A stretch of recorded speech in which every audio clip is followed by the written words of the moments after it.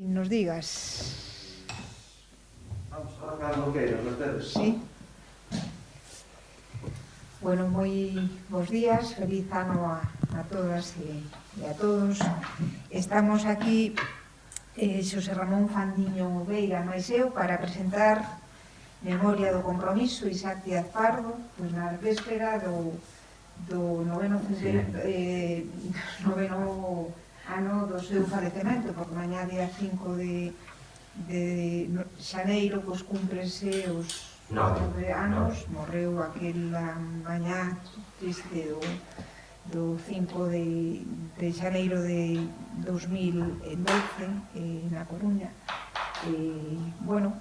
Rematou o ano Díaz Pardo pois o pasado 31 de xaneiro. Tiñamos xa visto este libro que vamos a presentar, unha biografía única de Isaac Díaz Pardo, un texto que vai a quedar para a historia, obra de Fandiño, de Xosé Ramón, que se vai a distribuir por todas as bibliotecas, xa temos unha relación de 50 bibliotecas de toda Galicia, por suposto, polos centros socioculturais da nosa cidade, que representa un traballo feito con gran amor que Fandiño lle tiña a Isaac, que todos lle tiñamos, e que Xosé Ramón foi moitísimas cousas, pero entre outras traballou moi intensamente os últimos 10 anos de vida de Isaac no IGI, no Instituto Galego de Información.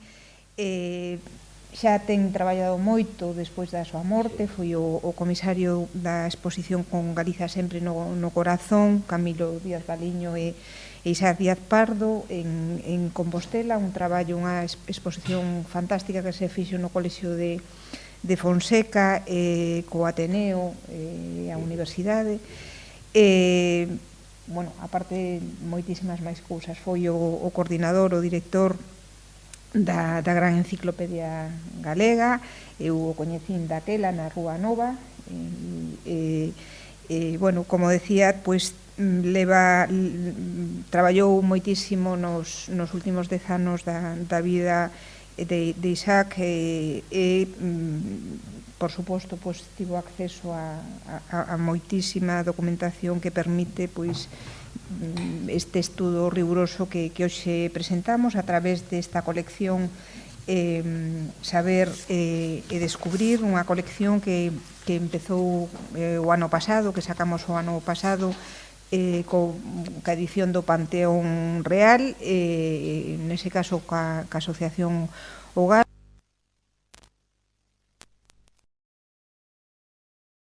Divulgación, pero non se queda nunha unidade didáctica, é moito máis, é un traballo moi riguroso que pretende achegarse a todas partes e a todas as persoas que así o demanden, pero que ten ese carácter e ese ánimo de divulgación.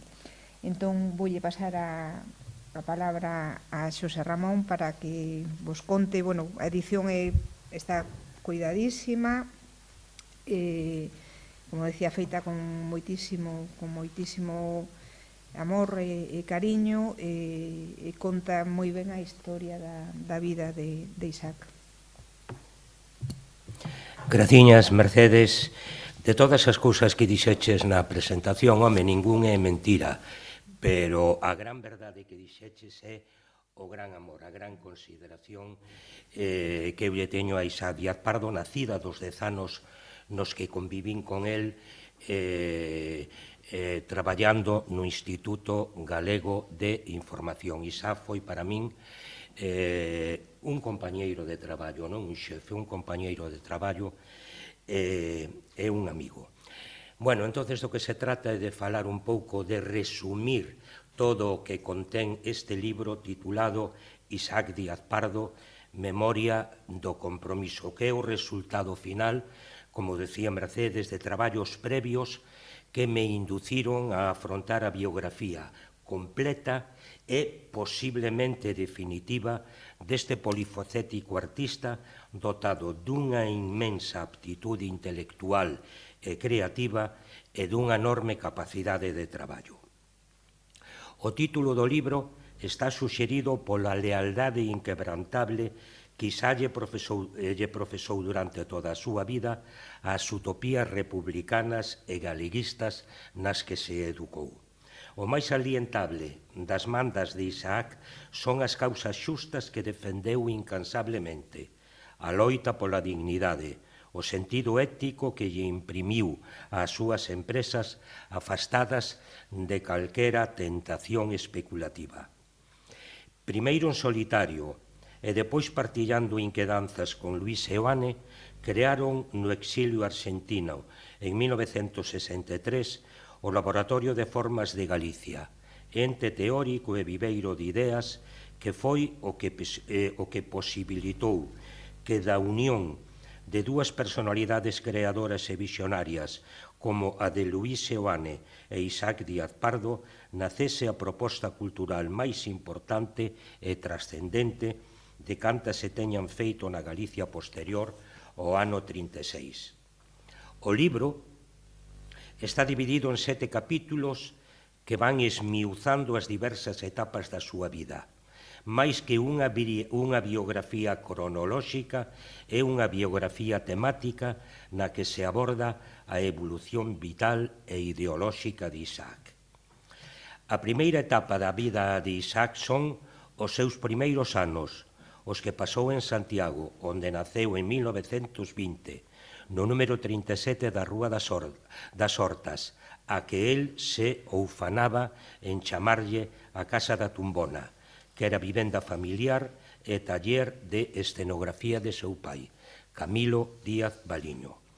Relátanse neste capítulo as actividades artísticas, políticas e culturais do taller de Camilo, que transitou por todas cantas disciplinas relacionadas coas artes plásticas e o deseño eran posibles na Galicia do primeiro terzo do século XX, e como ese ambiente influiu decisivamente na formación de Isaac.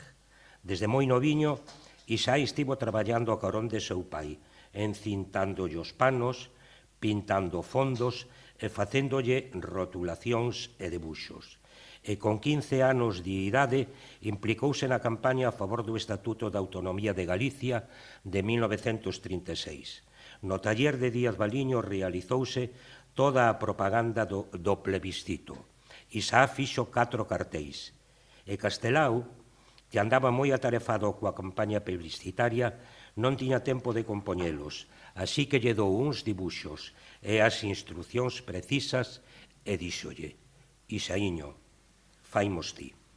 Pero a veciñanza compostelá da familia Díaz Pardo rematou co levantamento militar de 1936, a resultas do cal Camilo Díaz Baliño foi víctima dunha feroz inmolación en prol do absurdo.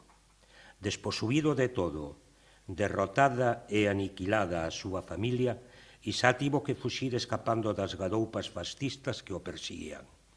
Pasaron días e anos, pero Isaac nunca puido esquecer a Rúa das Hortas nin o cheiro da calella da Tumbona da súa infancia. Con 16 anos acabados de cumprir, Isaac perdeuno todo e pasou de ser un neno educado nos valores republicanos a un adolescente baixo sospeita durante a guerra e a posguerra. Estremecedoras son as páxinas que Isaac escribiu sobre as súas vivencias dos primeiros días da Guerra Civil en Santiago e sobre o desgarro emocional que para el supuxo o asesinato de seu pai.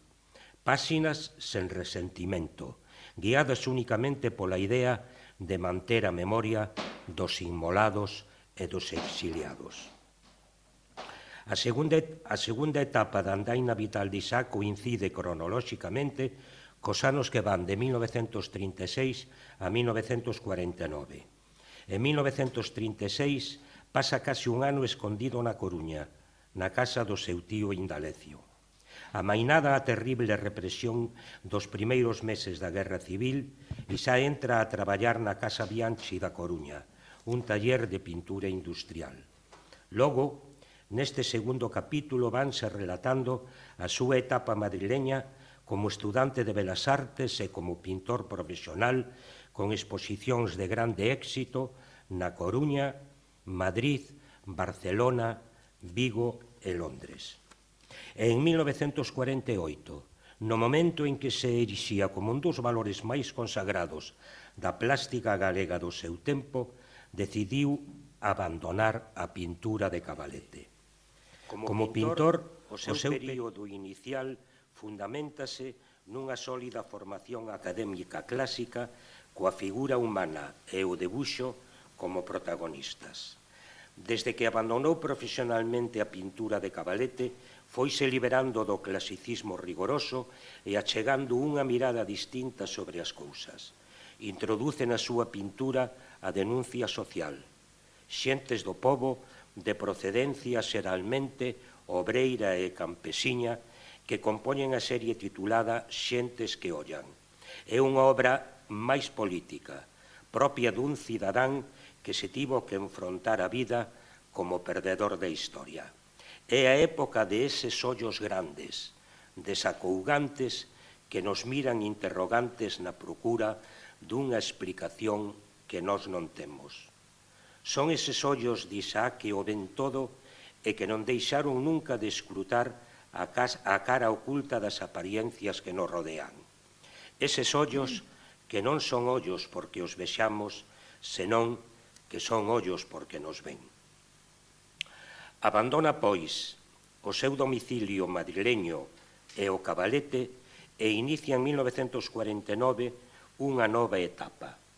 Instálase no castro de Samuedo, moi preto da vila mariñeira de Sada, onde montou un laboratorio para estudar os caolíns de Sargadelos que Antonio Reimundo Ibáñez, o marqués de Sargadelos, usara a principios do século XIX para fabricar louza ao estilo inglés.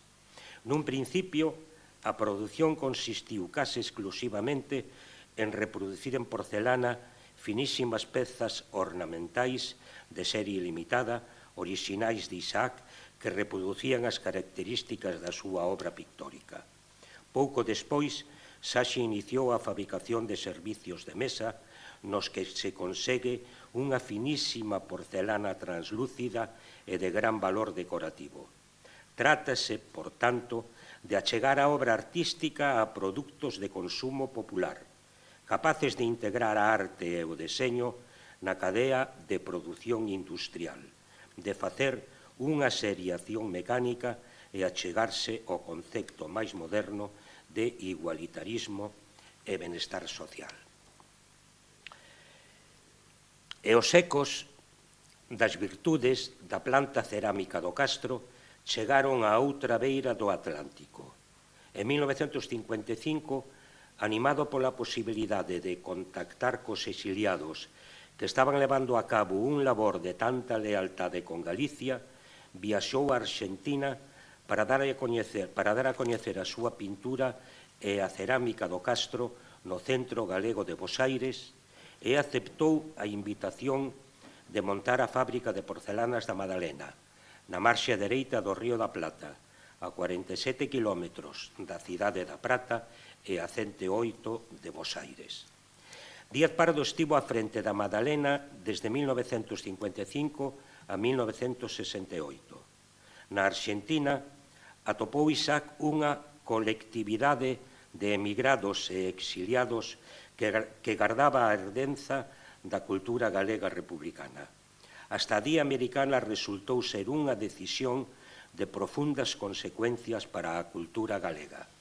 En Madalena ou en Bos Aires, Isaac mantivo numerosas reunións con Seoane e co resto das figuras esenciais da cultura galega ali transterradas, nas que se concibiron diversas actuacións tendentes a recuperar a memoria histórica de Galicia, interrumpida en 1936.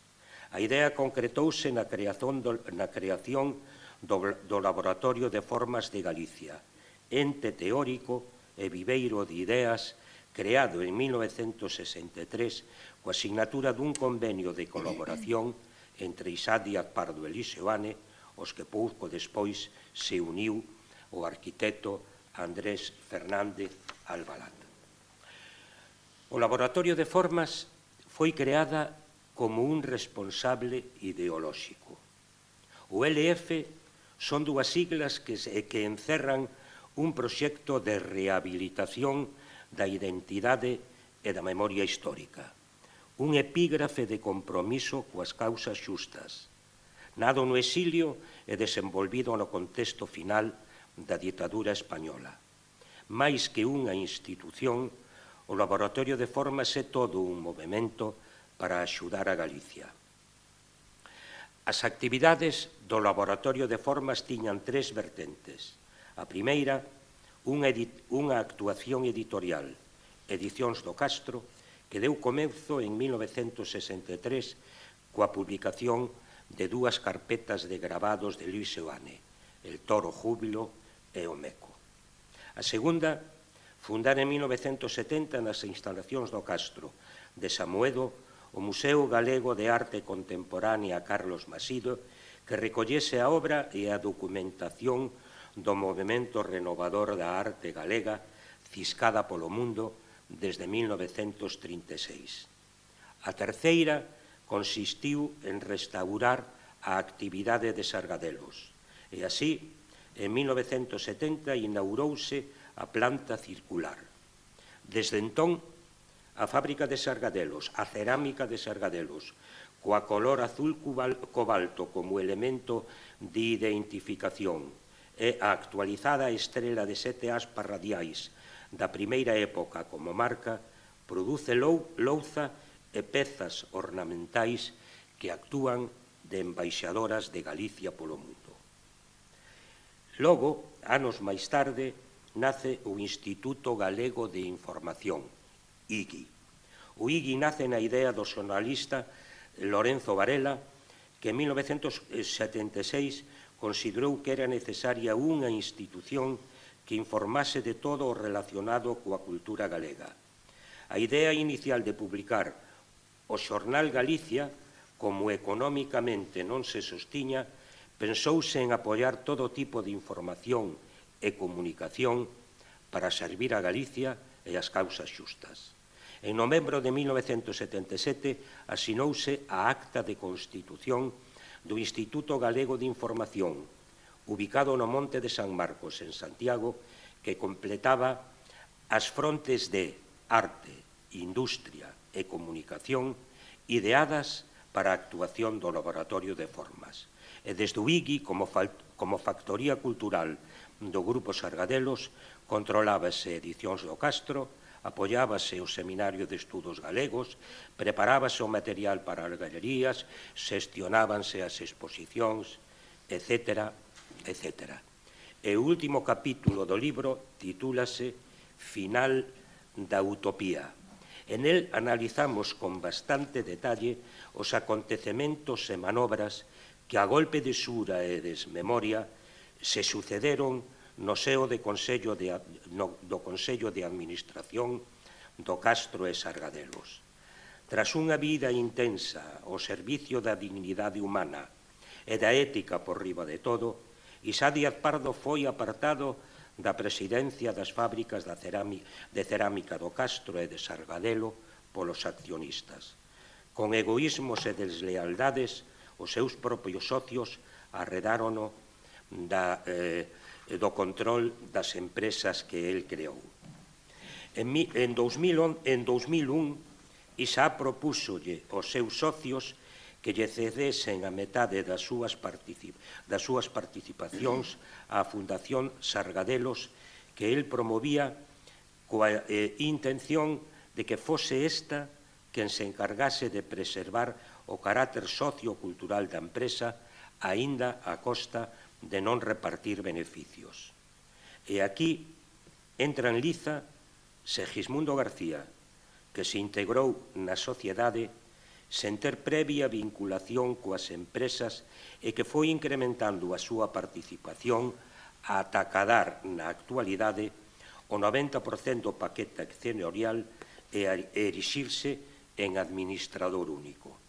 Segismundo mostrou unha ferra oposición á creación da Fundación e convenceu a parte dos socios que na maioría dos casos recibiran as participacións por deferencia de Isaac para opoñerse á creación da Fundación. Ante tal situación, en 2006, Isaac dimitiu como presidente da fábrica de cerámicas O Castro e pouco despois, na Xunta Xeral de Sargadelos, forzaron a saída do Laboratorio de Formas e de Isaac da Administración e Xestión do Grupo Sargadelos. Coa nova composición dos consellos de administración do Castro e de Sargadelos, os novos accionistas maioritarios, incumprindo todo tipo de convenios, afogaron económicamente o Laboratorio de Formas e fagotizaron o funcionamento do Seminario de Sargadelos, de Gráficas do Castro e do Instituto Galego de Información, o que cortaron todo tipo de financiamento, incluídos os salarios dos seus traballadores e os gastos correntes máis fundamentais. Díaz Pardo, un inconformista que agás o seu paso polas xuventudes socialistas unificadas aos 16 anos non militou en ningún partido político. Na democracia, en determinadas ocasións apoiou o Partido Socialista, pero el era conservador libertario. Conservador para conservar a experiencia humana proxectada no futuro. Conservador para conservar os bens patrimoniais que recollen a nosa historia e as nosas tradicións que hai que conservar facéndoas evolucionar. Tradición quere dicir traspaso e non quedar no pasado. E libertario pola utopía de ideal máximo de xustiza social. Isaac adentrouse polos camiños das escumas silandeiras o 5 de xaneiro de 2012. Mañá fará, como dicía Mercedes, 9 anos. O seu resto repousa no cemiterio de Boisaca, o carón mesmo do memorial que o Concello de Santiago lle dedica aos que pagaron ca propia vida a defensa da liberdade e de Galicia en 1936. Porque Díaz Pardo pertencía a un país que non estaba en ningures, o país dos vencidos, dos paseados, dos exiliados. Na súa campa, unha lousa de pedra e unha breve inscripción. Isaac Díaz Pardo, 1920-2012. Nada máis. Porque os epitafios podían ser tan infinitos que se podían resumir así. Isaac Díaz Pardo, unha torre de ética por riba de todo, coas causas xustas e Galicia sempre no horizonte. E nada máis. Só me queda testemunharlle ao Concello de Santiago, personificado na súa concelleira de Acción Cultural, Mercedes Rosón, por dedicarlle esta homenaxe a Isaac no centenario do seu nacemento e por confiar en min para preparar este libro sobre Isaac Díaz Pardo, a quen, por certo, o Concello lle otorgou a medalla de ouro e o nomeou fillo predilecto en 1988. O meu agradecemento tamén a Xesús Amado Reino, técnico de programación e xestión cultural do Concello, pola súa implicación na publicación deste libro. E a Xaime Fandiño, a miña gratitude polos seus consellos e por saber darlle co seu deseño visibilidade estética a todo o traballo de investigación, de redacción e de recompilación de material. Nada máis. Graciños por atenderme. Bueno, nada, a verdade é que despois de escoitar esta síntese do que foi a vida de Isaac Díaz Pardo, pois todos nos emocionamos por moitas razóns. Eu tamén teño que decir, dende a perspectiva personal, que o meu primeiro traballo foi na Galería Sargadelos da Rúa Nova, cando era Chichi Campos o director, e que sempre estive moi vinculada a Sargadelos e e a Isaac. Entón, pois... Si, eu que tuve tanta relación con el, e tamén podo testemunhar, podo dar fe do inmenso aprecio e consideración que che tiña. Recíproco, sempre foi un gran amigo e persoa totalmente admirada por tantos. Evidentemente, a historia de Isaac e a historia de Galicia é un momento fantástico, un proxecto de país que efectivamente escribía o seu epígrafe de compromiso con o noso país, a través de todas esas iniciativas que colocaban a Galicia no estatus realmente de nación que lle correspondía, con un proxecto cultural, empresarial enorme que tocaba todos os paus, como ti decías, dende a arte, a comunicación, a empresa, a industria, recuperando a esencia absoluta do que somos, e polo tanto este final da historia resulta moi dramático para todos os que vivimos este proxecto.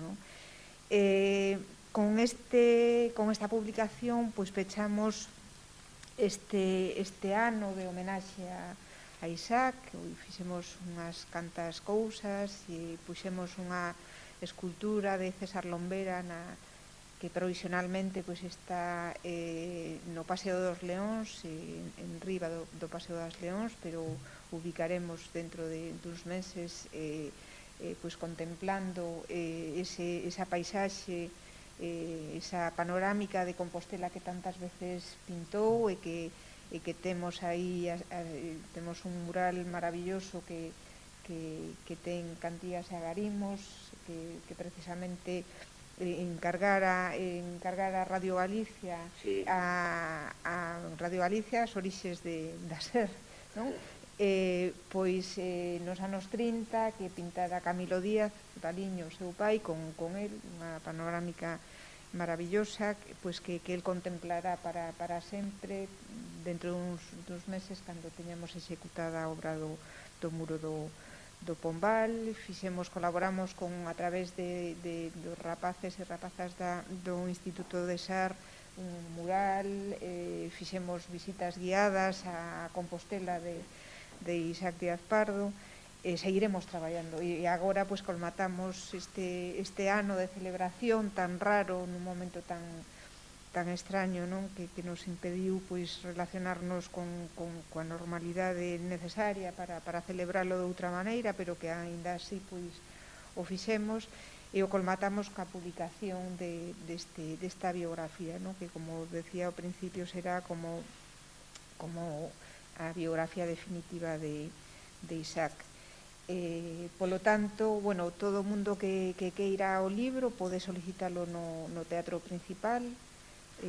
Como nestes momentos así da pandemia o tema da distribución do papel é moi comprometida, estamos faremos o mesmo que fixemos coa pequena publicación que presentamos hai unhas semanas da Xeración Nós, e a xente que o queira o pode recoller polo teatro.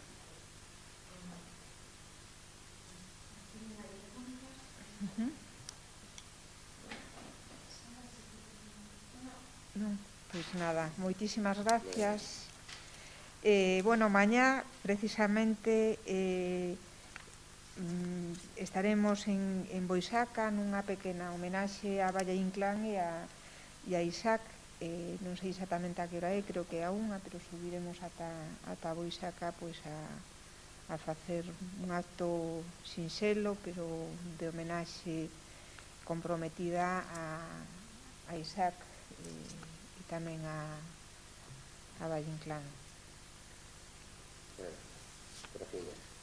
Gracias.